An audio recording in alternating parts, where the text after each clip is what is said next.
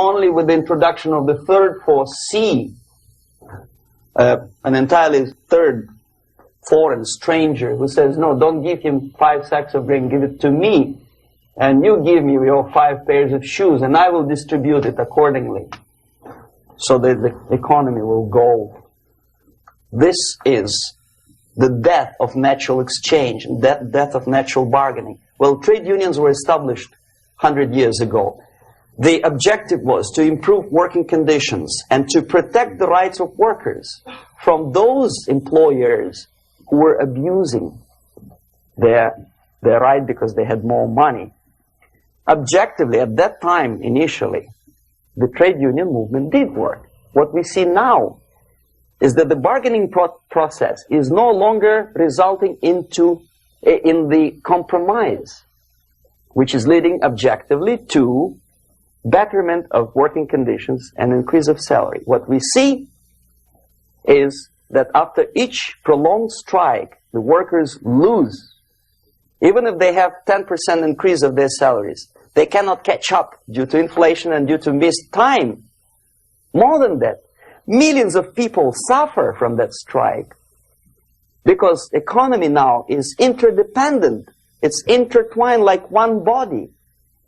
If previously steel workers, say 100 years ago, could strike and nobody would suffer, now it's impossible anymore. If a garbage collector strikes today, the rest of the multi-million city is stinking. I mean, there's no more service. In Quebec, for example, we had the electricians who were on strike in the middle of winter. You can freeze your bottom, and they still were on strike. Did they catch up with the salary? No, they lost.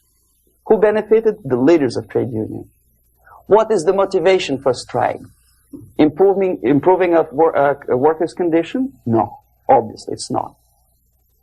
Then what is it? Ideology. To prove to these capitalists. And the obedient horde of workers, like sheep, follow these people. And they cannot disobey. Why? Because if they do, you know what happens to them. Pickets, murders, shooting truck drivers by picketers. In Montreal, for example, I saw with my own eyes when I was correspondent of CBC International, Canadian Broadcasting Corporation, when the workers of aircraft factory destroyed computers and the equipment in the factory.